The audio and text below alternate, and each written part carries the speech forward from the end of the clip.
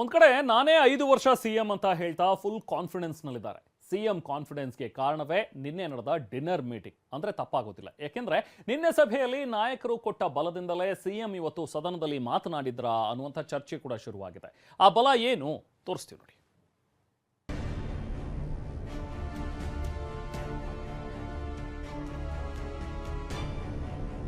Dinner ಸಭೆಯಲ್ಲಿ CM ಆಪ್ತ ಬಣದಿಂದ ರಣತಂತ್ರ.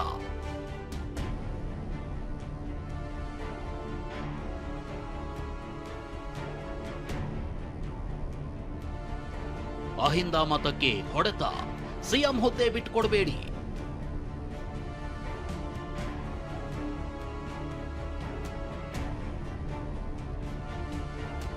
CM ಸಿದ್ದರಾಮಯ್ಯಗೆ ಆಪ್ತ ಬಣದ ನಾಯಕರಿಂದ ಒತ್ತಡ.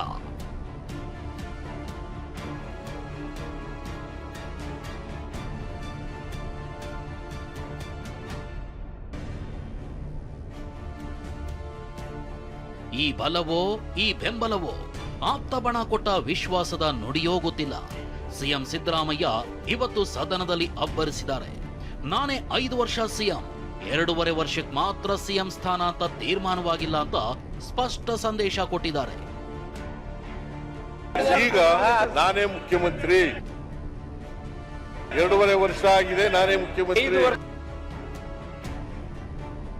ಹುದ್ದೆನೂ ನಾನೇ ಇರ್ತೀನಿ. ಹೌದು, ಸಿಎಂ ಸಿದ್ದರಾಮಯ್ಯ ನಾನೇ ಪೂರ್ಣಾವಧಿ ಸಿಎಂ ಅಂತ ಫುಲ್ ಕಾನ್ಫಿಡೆನ್ಸ್ ನಲ್ಲಿದ್ದಾರೆ. ಅತ ಸಿಎಂ ಆಪ್ತರು ಕೂಡ ಸುಮ್ಮನೆ ಕೂತಿಲ್ಲ, ಅವರು ಕೂಡ ಫುಲ್ ಅಲರ್ಟ್ ನಲ್ಲಿದ್ದಾರೆ. ಸಮಯ ಈಗಿರೋ ಹಾಗೆ ಮುಂದೆ ಇರಲ್ಲ ಅಂತ ತಮ್ಮ ತಯಾರಿಯಲ್ಲಿ ತೊಡಗಿಕೊಂಡಿದ್ದಾರೆ. ಡಿನ್ನರ್ ಮೇಲೆ ಡಿನ್ನರ್ ಸಭೆ ಮಾಡಿ ಪ್ರತಿತಂತ್ರ ಹೆಣಿತಿದ್ದಾರೆ. ನಿನ್ನೆ ರಾತ್ರಿ ಬೆಳಗಾವಿಯಲ್ಲಿ ಸಚಿವ ಸತೀಶ್ ಜಾರಕಿಹೊಳಿ ಆಯೋಜಿಸಿದ್ದ ಡಿನ್ನರ್ ಸಭೆಯಲ್ಲಿ ಅಹಿಂದ ಘಟಾನುಘಟಿ ನಾಯಕರು ಭಾಗಿಯಾಗಿದ್ದರು. ಈ ಸಭೆಯಲ್ಲಿ ಸಿಎಂಗೆ ಸಲಹೆ ಜೊತೆಗೆ ಒಂದಷ್ಟು ಒತ್ತಡನೂ ಹಾಕಿದ್ದಾರೆ. ಅದೇನು ಅಂತಾನೆ ತೋರಿಸ್ತೀವಿ ನೋಡಿ. ಡಿನ್ನರ್ ಸಭೆಯಲ್ಲಿ ಸಿಎಂ ಸಿದ್ದರಾಮಯ್ಯಗೆ ಆಪ್ತ ಸಚಿವರು ಗಂಭೀರ ಸಲಹೆಗಳನ್ನ ಕೊಟ್ಟಿದ್ದಾರೆ. ಯಾವುದೇ ಕಾರಣಕ್ಕೂ ಮುಖ್ಯಮಂತ್ರಿ ಹುದ್ದೆ ಬಿಟ್ಕೊಡ್ಬೇಡಿ ಅಂತ ಸಿದ್ದರಾಮಯ್ಯ ಮೇಲೆ ಆಪ್ತ ಶಾಸಕರು ಸಚಿವರು ಒತ್ತಡ ಹಾಕಿದ್ದಾರೆ. ಒಂದು ವೇಳೆ ಸಿಎಂ ಸ್ಥಾನ ಬಿಟ್ರೆ ಅಹಿಂದ ಮತ ದೂರವಾಗುವ ಸಾಧ್ಯತೆ ಇದೆ. ಅಹಿಂದ ಸಚಿವರು ಶಾಸಕರು ತಮ್ಮ ಪರ ಇದ್ದಾರೆ ಅಂತ ಹೈಕಮಾಂಡ್ಗೆ ನೀವೇ ಹೇಳಿ ಅಂತ ಸಭೆಯಲ್ಲಿ ಆಪ್ತ ಸಚಿವರು ಸಲಹೆ ಕೊಟ್ಟಿದ್ದಾರೆ. ಇನ್ನು ಒಂದು ವೇಳೆ ನಾಯಕತ್ವ ಬದಲಾವಣೆಯಾದ್ರೆ ಆಪ್ತರಿಂದ ಪತ್ರ ಚಳವಳಿ ಬಗ್ಗೆನೂ ಚರ್ಚೆ ಮಾಡಿದ್ದಾರೆ. ರಾಹುಲ್ ಗಾಂಧಿಗೆ ಪತ್ರ ಚಳವಳಿ ಮಾಡೋ ಬಗ್ಗೆ ಚರ್ಚೆ ಮಾಡಲಾಗಿದೆ. ಈ ಬಗ್ಗೆ ಮಾತನಾಡಿರೋ ಸಚಿವ ಜಾರಕಿಹೊಳಿ ನಾಯಕತ್ವ ಬದಲಾವಣೆ ಬಗ್ಗೆ ಇಲ್ಲಿ ಚರ್ಚಿಸಿದ್ರೆ ಲಾಭವಿಲ್ಲ, ದೆಹಲಿ ಕರಿಬೇಕು ಅಂತ ಹೇಳಿದ್ರು. ಅಲ್ಲದೆ ಅಹಿಂದ ಇನ್ನಷ್ಟು ಗಟ್ಟಿ ಮಾಡೋ ಅವಶ್ಯಕತೆ ಇದೆ ಅಂತಂದ್ರು. ಆದಷ್ಟು ಬೇಗ ಅಧಿವೇಶನದ ನಂತರ ಮತ್ತೆ ಹೈಕಮಾಂಡ್ ಬುಲಾವ್ ಆಗುವಂಥದ್ದು ಸಿಎಂ ಅಥವಾ DCM ಅವ್ರಿಗೆ ಯಾವ ಬೇಕಾದ್ರೂ ನಾವು ಕೇಳಿದೀವಿ, ಕರೆಸ್ತಾರೆ ಡೆಲ್ಲಿಯಲ್ಲಿ ಕರೆದು ಮಾತಾಡ್ತಾರಂತ. ಕರೆದಾಗ ಅವ್ರು ಸಂಬಂಧಪಟ್ಟವ್ರು ಹೋಗಿ ಹೋಗ್ತಾರೆ. ಇಲ್ಲ, ನಮಗಿಂತ ಅವನಿಲ್ಲ, ಅವನಿದ್ರೆ ಹೋಗ್ತೀವಿ. ಡೆಲ್ಲಿಯಲ್ಲಿ ಅಂತಿಮ ನಿರ್ಧಾರ ಮಾಡಬೇಕಾಗಿದೆ. ಅವ್ರು ಕರಿಬೇಕು, ಚರ್ಚೆ ಮಾಡಬೇಕು, ಕಾದ್ ನೋಡೋಣ. ಅಹಿಂದ ಬಲವರ್ಧನೆ ಅಹಿಂದ ಗಟ್ಟಿಯಾಗಿದೆ, ಇನ್ನೂ ಗಟ್ಟಿ ಮಾಡುವಂಥದ್ದು ಅವಶ್ಯಕತೆ ಇದೆ. ಅದ್ರ ಬಗ್ಗೆ ಚಿಂತನೆ ಮಾಡೋಣ. ಇನ್ನು ಡಿನ್ನರ್ ಮೀಟಿಂಗ್ ನಲ್ಲಿ ಭಾಗಿಯಾಗಿದ್ದ AS ಪೊನ್ನಣ್ಣ ಅಧಿವೇಶನದ ನಂತರ ಪಕ್ಷ ಬಲಪಡಿಸೋ ಬಗ್ಗೆ ಚರ್ಚೆ ಆಯ್ತು ಅಂತ ಹೇಳಿದ್ರೆ, ಬೈರ್ತಿ ಸುರೇಶ್ ಹೈಕಮಾಂಡ್ ನಿರ್ಧಾರಕ್ಕೆ ಸಿಎಂ, DCM, ಶಾಸಕರು ಎಲ್ಲರೂ ಬದ್ಧ ಅಂತ ಹೇಳಿದ್ರು. ಇಲ್ಲ, ರಾಜಕೀಯ ಏನೂ ಚರ್ಚೆ ಆಗಲಿಲ್ಲ. ಈ ಅಧಿವೇಶನದ ನಂತರ ಪಕ್ಷವನ್ನು ಬಲಪಡಿಸಲಿಕ್ಕೆ ಎಲ್ಲರೂ ಕೂಡಬೇಕು ಜೊತೆಗೆ ಅಂತೇಳಿ ಅವ್ರು ಮಾತಾಡಿದ್ರು, ಅಷ್ಟೇ ಬಿಟ್ಟರೆ ಬೇರೆ ಯಾವ ರೀತಿಯಾದಂಥ ರಾಜಕಾರಣ ಇಲ್ಲ. ನಾನು ಸೇಮ್ ಇದೇ ಉತ್ತರ ಹೇಳ್ತಾ ಇದ್ದೀನಿ.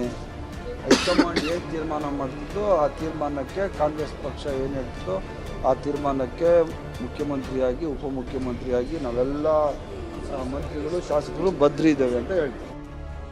ಇನ್ನು ಸಿಎಂ ಮತ್ತು ಆಪ್ತರ ಡಿನ್ನರ್ ಮೀಟಿಂಗ್ ಬಗ್ಗೆ ಮಾತನಾಡಿರೋ DCM DK ಸಂತೋಷದ ವಿಚಾರ, ಊಟ ಮಾಡೋದಕ್ಕೆ ಬೇಡ ಅನ್ನಕ್ಕಾಗುತ್ತಾ ಅಂದ್ರು. ಮಾಡಲಿ, ಸಂತೋಷ, ಊಟ ಮಾಡೋದು ಬೇಡ ಅಂತ ಗೊತ್ತಿಲ್ಲ. 4-5 ಜನ ಅಷ್ಟೇ ಇದ್ದಿದ್ದು ಅಂತ ಸರ್, ಬೇರೆ ನಾನು ಯಾಕೆ ಅದೆಲ್ಲ, ಈಗ ಬರ್ತಾರೆ, ಊಟ ಮಾಡ್ತಾರೆ, ಈಗ ಹೊರಗಡೆಯಿಂದ ಬಂದಿದ್ದೀವಿ, ಸೇರಿದ್ರು, ತಪ್ಪೇನಿದೆ. ರಾಜ್ಯದಲ್ಲಿನ ಬೆಳವಣಿಗೆ ಮೇಲೆ ಕಣ್ಣಿಟ್ಟಿರೋ ಹೈಕಮಾಂಡ್ ಎಲ್ಲವನ್ನೂ ಗಮನಿಸುತ್ತಿದೆ. ಅಧಿವೇಶನದ ಬಳಿಕ ಸಿಎಂ DCMಗೆ ಹೈಕಮಾಂಡ್ ಬುಲಾವ್ ನೀಡೋ ಸಾಧ್ಯತೆ ಇದೆ. ಸಿಎಂ ದೆಹಲಿಗೆ ತೆರಳೋ ಮುನ್ನ DKಶಿ ದೆಹಲಿಗೆ ತೆರಳೋ ಸಾಧ್ಯತೆಯೂ ಹೆಚ್ಚಿದೆ. ಮುಂದಿನ ದಿನಗಳಲ್ಲಿ ನಾಯಕತ್ವಕ್ಕೆ ಹೈಕಮಾಂಡ್ ಅದ್ಯಾವ ರೀತಿ ಫುಲ್ ಸ್ಟಾಪ್ ಇಡುತ್ತೆ ಅನ್ನೋದನ್ನ ಕಾದು ನೋಡಬೇಕಿದೆ. ಸಹದೇವ್ ಮಾನೆ ಜೊತೆ ಪ್ರಸನ್ನ, TV9 ಬೆಳಗಾವಿ.